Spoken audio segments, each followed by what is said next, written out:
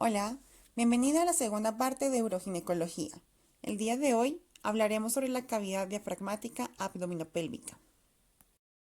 La cavidad abdominal está delimitada por formaciones musculares que pueden clasificarse en 5 áreas anatómicas: posterior, lateral, anterior, superior e inferior. Este conjunto de formaciones musculares se enmarca en varias estructuras óseas, proximalmente por los últimos arcos costales, el apéndice sifoides y las uniones condrocostales, distalmente por el borde superior de la pelvis y posteriormente por las apófisis transversas de las vértebras lumbares. Los planos de la pared anterior y lateral del abdomen son los siguientes: piel y tejido celular subcutáneo, fascia superficial, fascia profunda, músculo, fascia extraperitoneal y el peritoneo. Los límites musculares de la cavidad abdominal se dividen de la siguiente manera. En el posterior encontramos músculo cuadrado lumbar, psoas e ilipsoas. En el cuadrante lateral, oblicuo mayor, oblicuo menor y el transverso. Cuadrante anterior, el recto y el piramidal. Cuadrante superior, el diafragma. Y cuadrante inferior, los músculos perineales. Músculos de la pared anterolateral. Recto anterior. El músculo recto anterior es un músculo alargado y grueso que se extiende desde la parte anteroinferior del tórax hasta el pubis, a lo largo de la línea media. El músculo piramidal es un músculo pequeño y triangular que se encuentra en la zona inferior del recto del abdomen y que está ausente en aproximadamente el 20% de la población. Se origina en el pubis y se inserta en la línea alba, por debajo del ombligo. El oblicuo mayor u oblicuo externo, este músculo es el más grueso y superficial de los 3 músculos de la pared lateral del abdomen. Proximalmente, los músculos recto del abdomen se insertan con 3 digitaciones en la cara anterior de los cartílagos costales, el quinto, sexto y séptimo, en el apéndice sifoides y en el ligamento costosifoideo. Distalmente, se insertan en la parte anterior del borde superior del pubis. El músculo está envuelto por las hojas anteriores y posteriores de la vaina de los rectos, excepto en el tercio inferior donde solo está cubierto por delante. Lateralmente, las hojas de la vaina de los rectos se unen a la aponeurosis de los músculos oblicuos externos para formar la línea semilunar. En la parte superior, la vaina de los rectos está formada también por fibras de la aponeurosis del pectoral mayor. Existen entre 3 y 4 intersecciones tendinosas transversales u oblicuas sobre la fascia anterior del músculo. Esta disposición explica que la disección entre la fascia y el músculo sea muy dificultosa para la parte anterior, entre el músculo y la fascia anterior, y que la aparición de hematomas o abscesos se extienda sobre toda la fascia posterior del músculo. El músculo oblicuo externo se origina en la superficie anterior de los últimos 8 arcos costales con digitaciones que se entrecruzan con inserciones del serrato anterior y del dorsal ancho. Desde su origen, sigue una dirección inferomedial y el límite músculo-tendinoso desciende de tal forma que, hacia la línea media y también por debajo de la altura de la espina ilíaca anterosuperior, se transforma completamente en aponeurosis. Distalmente, el oblicuo externo se repliega sobre sí mismo formando el ligamento inguinal que se extiende desde la espina ilíaca anterosuperior hasta el tubérculo del pubis. Anteriormente, la aponeurosis del oblicuo externo se une con el oblicuo interno y pasa por delante del recto del abdomen. Sus fibras se entrecruzan entre la línea media con la del lado opuesto y contribuyen a formar la línea alba. Las inserciones del pubis se efectúan por medio de los pilares del anillo inguinal superficial y mediante el ligamento inguinal. El músculo oblicuo interno se encuentra entre el músculo oblicuo externo y el transverso. Posteriormente está cubierto por el dorsal ancho. Nace en el tercio lateral del ligamento inguinal en los 2 tercios anteriores de la cresta ilíaca, así como en la fase toracolumbar y la apófisis espinosa de la quinta vértebra lumbar. Este músculo discurre en una dirección superomedial, perpendicular a las fibras del músculo oblicuo externo. A nivel de la línea semilunar, se transforma en una ancha aponeurosis.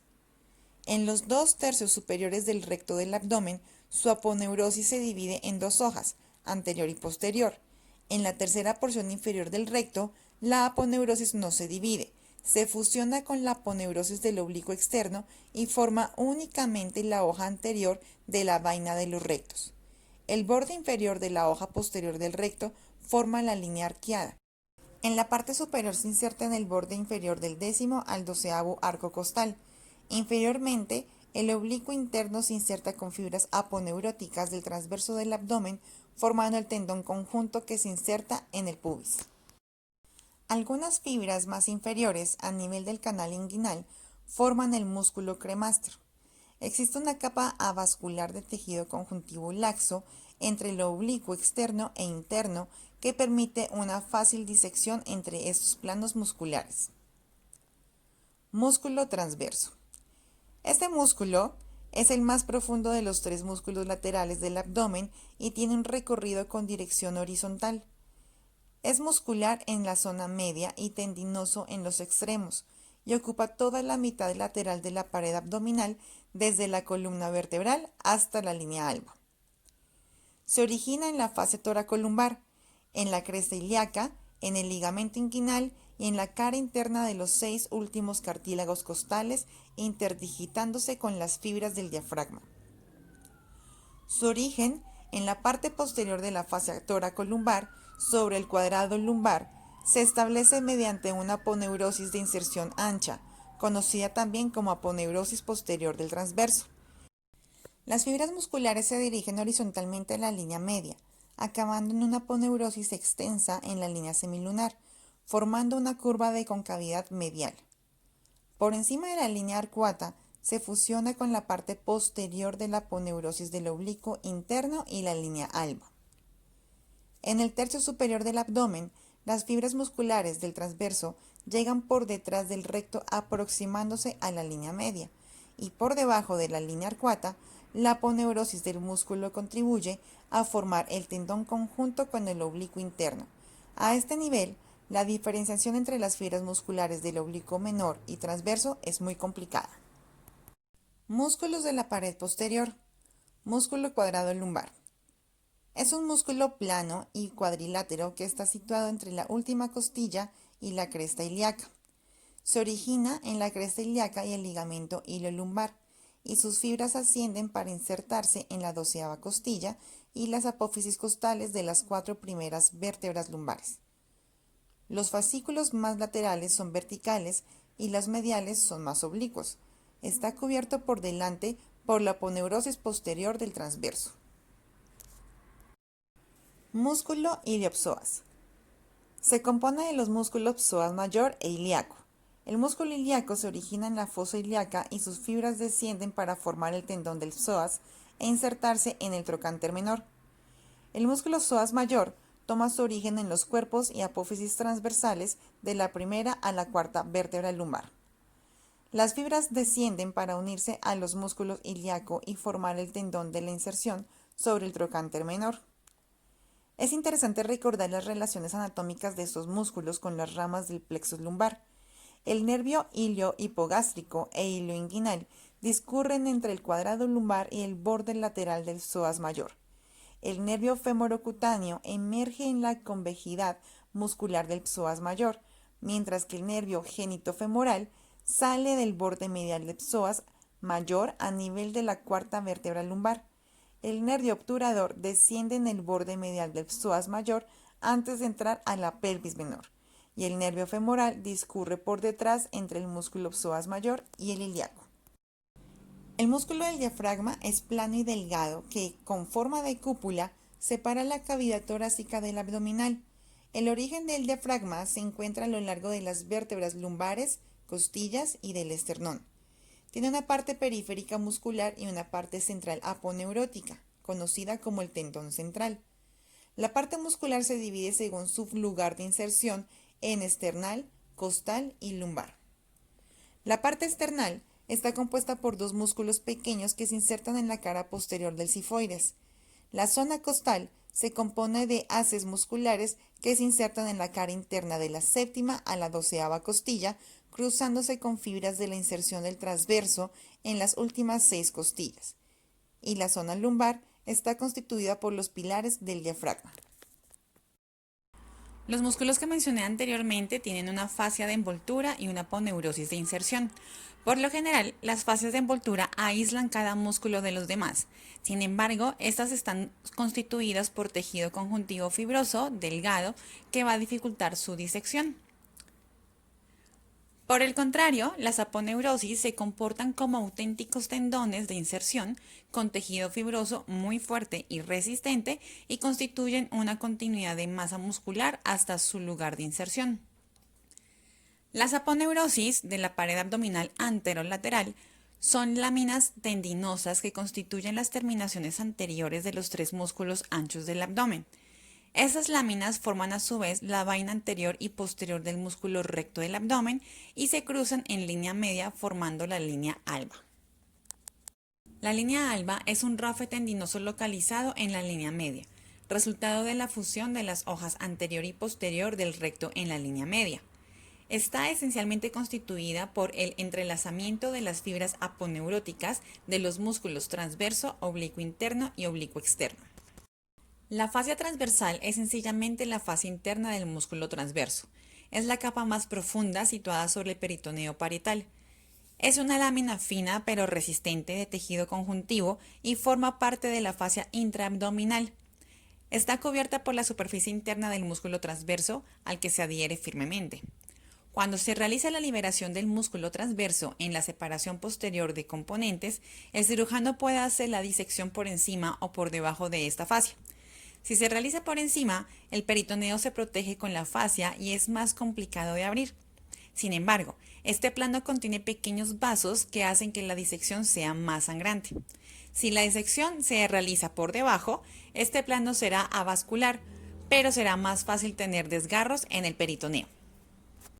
Posteriormente, la fascia transversal se une a la fascia toracolumbar y superiormente a la fascia diafragmática. Es más densa a nivel de la pared posterior del canal inguinal y se continúa inferiormente con la fascia endopélvica e ilíaca. Hablemos ahora de los ligamentos.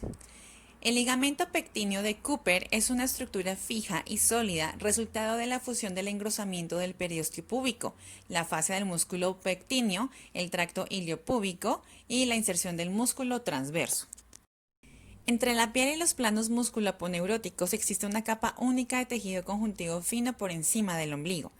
Debajo de la cicatriz umbilical, la fascia se divide en una fascia grasa superficial, también llamada fascia de Camper, y una capa más profunda y membranosa, que es la fascia de Scarpa. Esta fascia puede emplearse para el correcto cierre del tejido celular subcutáneo después de la reparación de hernias incisionales. Si hablamos de la vascularización, el conocimiento del entramado vascular de la pared abdominal es muy importante a la hora de planificar las incisiones y las cirugías de la pared abdominal compleja. Existe una vascularización superficial inferior constituida por un sistema superficial, formado por la arteria epigástrica superficial, la circunfleja superficial y la arteria pudenda superficial, ramas de toda la arteria femoral.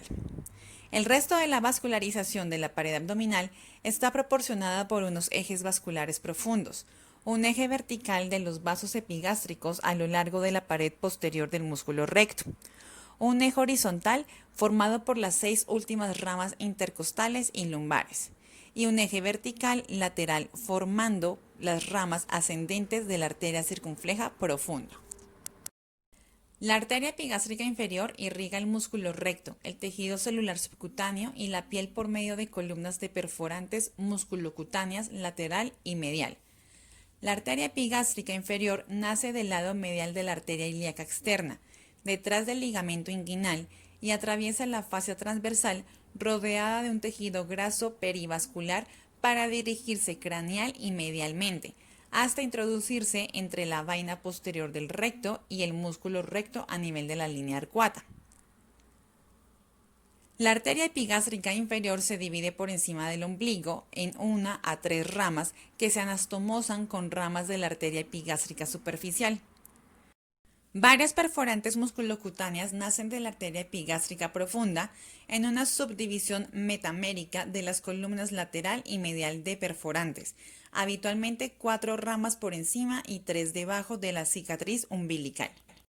La arteria epigástrica superior se origina en la división de la rama interna en la arteria musculofrénica y la arteria epigástrica superior.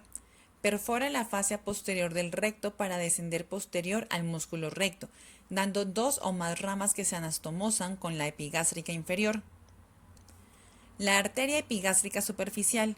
Esta se origina en la arteria ilíaca externa, distal al ligamento inguinal y asciende unos 2 centímetros lateral a la línea semilunar sobre la musculatura en el plano subcutáneo, entre la fascia de Camper y la fascia de Scarpa.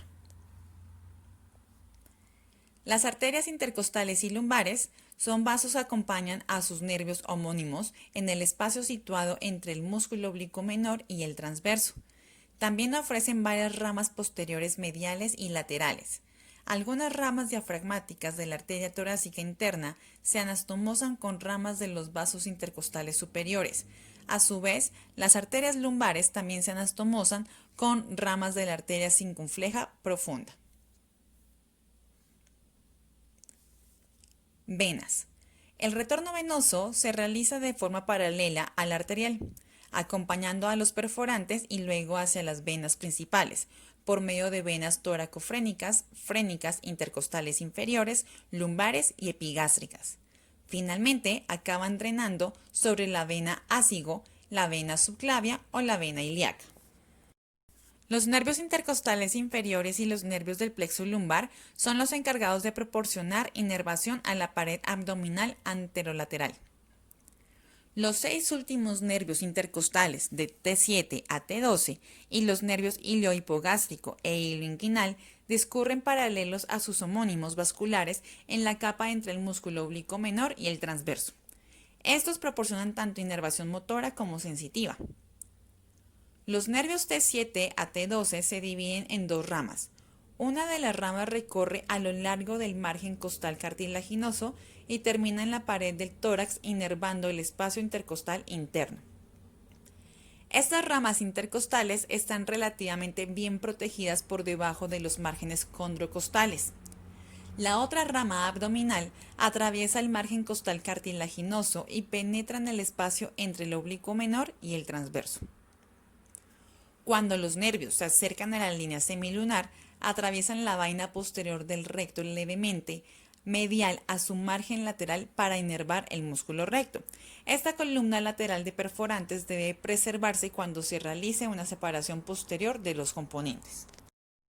Los 2 nervios abdominogenitales, el iliohipogástrico e ilioinguinal, proporcionan inervación sensitiva a la zona de la pared abdominal, comprendida entre la parte inferior de la fosa ilíaca, la región inguinal y la parte externa de los órganos genitales. La rama motora del nervio iliohipogástrico alcanza la parte inferior del recto y el piramidal, mientras que el nervio ilioinguinal termina en los músculos laterales. El nervio genitofemoral se origina en el primer y segundo nervio lumbar y contribuye a la inervación sensitiva de la raíz de los órganos genitales, siendo el nervio motor del cremaster. El nervio cutáneo femoral lateral o femorocutáneo, que se origina en el segundo nervio lumbar, no contribuye a la inervación superficial de la pared abdominal. Las vísceras abdominales más comunes son estómago, intestino, vaso, páncreas e hígado. El estómago es un reservorio muscular interpuesto entre el esófago y el duodeno. Posee un ligamento gastroesplénico que tiene hojas peritoneales gástricas que se unen y se extienden desde la mitad superior de la curvatura mayor del estómago hasta el ilio del vaso. El intestino es una porción del tubo digestivo que continúa hacia el ilion. Posee el ligamento gastrocólico. Este se extiende desde la curvatura gástrica mayor hasta el borde superior del colon transverso. El vaso es un órgano linfático secundario vascularizado, drenado al sistema porta-hepático. Su ligamento gastroesplénico contiene vasos gastroepiploicos izquierdos y arriba los vasos cortos del estómago. El ligamento pancreatoesplénico está en contacto con el vaso, la arteria y la vena esplénica. El ligamento gastrocólico forma parte de la pared anterior del saco menor. Su división proporciona acceso al páncreas anterior y la pared posterior del estómago. El ligamento gastrofrénico une al estómago con la cara inferior del diafragma. También da sostén y fija el estómago a la pared abdominal. El ligamento frenoesplénico conecta el diafragma con el vaso. El ligamento hepatoduodenal une al hígado y al duodeno. Contiene la arteria hepática propia, el conducto colédoco y la vena porta hepática. Los ligamentos peritoneales unen dos órganos entre sí o un órgano contra la pared abdominal. El ligamento esplenorenal une al riñón con el vaso. En él discurren los vasos del hilio del vaso. El ligamento hepatogástrico medial sirve de unión entre el hígado y el estómago. El ligamento triangular fija el lóbulo izquierdo del hígado con el diafragma. El ligamento coronario une la pared superior del hígado con el diafragma. El ligamento inguinal es un retículo para estructuras musculares y tendinosas. El ligamento falciforme es la referencia para dividir el hígado en los lóbulos izquierdo y derecho. El peritoneo es una membrana serosa formada por tejido conjuntivo tapizado por una capa de células que es lo que se conoce como mesotelio. La membrana peritoneal cubre la cara interna de la pared abdominal y es lo que se llama peritoneo parietal. Igualmente recubre los órganos del interior de la cavidad abdominal, mesenterio, intestinos, hígado y vaso, dando lugar al peritoneo visceral. La superficie total del peritoneo, parietal más la visceral, es algo diferente de unas personas a otras, pero suele oscilar entre 1.7 a 2.1 metros cuadrados. En el peritoneo se encuentran 4 componentes de gran interés para el desarrollo de la diálisis peritoneal: mesotelio, intersticio, capilares y linfáticos. El mesotelio es la capa celular que recubre la membrana peritoneal. Por debajo del mesotelio se encuentra una capa de tejido conjuntivo que es el intersticio. Está compuesto por células y fibras en el seno de una sustancia amorfa. La célula principal del intersticio es el fibroblasto, aunque también hay mastocitos, monocitos y macrófagos. La fibra más frecuente es el colágeno. Los capilares constituyen el compartimiento sanguíneo de intercambio de agua y solutos. Los vasos linfáticos en el peritoneo cumplen el papel de drenar, absorber agua y proteínas e incluso células, impidiendo el edema intersticial. Se conoce como cavidad peritoneal al aspecto virtual que se ubica entre las dos capas del peritoneo. Dicha cavidad contiene una pequeña cantidad de líquido, aproximadamente unos 50 mililitros, cuya función es lubricar y permitir el deslizamiento sin fricción de las vísceras abdominales. La cavidad peritoneal se divide en cavidad mayor y bolsa omental. La cavidad mayor va desde el diafragma hasta la cavidad pélvica. La cavidad peritoneal mayor está cerrada en el hombre y abierta en la mujer a nivel del pabellón de las tubas uterinas de Falopio y los ovarios. La bolsa omental se encuentra detrás del estómago y el hígado y se comunica con la cavidad mayor por medio del orificio omental o epiploico.